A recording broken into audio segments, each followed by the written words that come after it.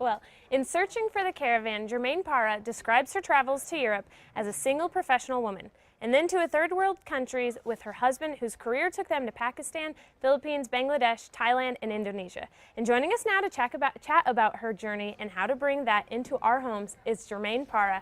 Good morning. Thank you so much Brittany. for Thank you for joining having us. me. It's nice to be here. Tell us a little bit about your book. The story, it's a spiritual memoir that started when I was a child, when I didn't realize that I was on a journey. I was just living my childhood. I grew up in Dyersville, Iowa, which is home and field of dreams. Okay. And I was always getting as far from that as I could. I wanted to travel as far away as I possibly could get.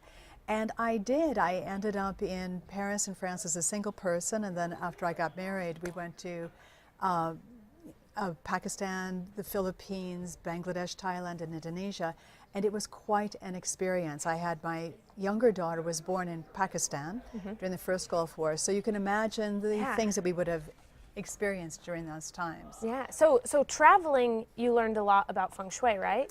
Yes, I did, but it came later. I mean, I didn't set out to study about feng shui. I'd never even heard of it. Yeah. It's that our lives were falling apart.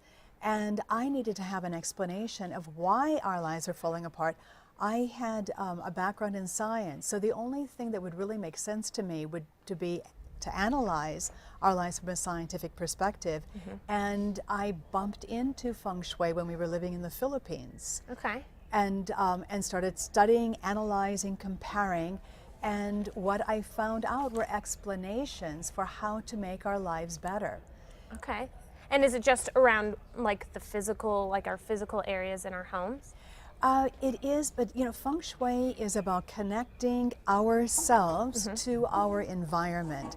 That is the whole purpose of it. Whereas acupuncture is all about analyzing the energy inside the body, feng shui takes it one step up further, taking that energy in our body and connecting it to our personal space. Okay, so do you have any tips for me for how I can, you know, achieve that connection? Well, yes, I do. You know, to do a very thorough analysis, because as you know, feng shui is 4,000 years old, and it is been analyzed, reanalyzed, and it is still working 4,000 years later. We are, you know, but it's all about energy. So how to preserve our energy. The very common one is about clearing your clutter, and the reason why it works. Clutter is very important to clear out of your home because it traps and attracts negative energy, and feng shui is all about keeping that balance, positive and negative, positive and negative. You want everything to be in balance so that your home can nurture you. So yes, if there's a tip, clear out your clutter, clear out your closets, and get rid of all those clothes you don't want. All right. Well, that's great advice. For me, I need that. So you hear that, people? Clear out your clutter and go grab her book, all right? It's called Searching for the Caravan. If you want any more information, just head to casa.com and click on the Style tab. For now, I'm going to head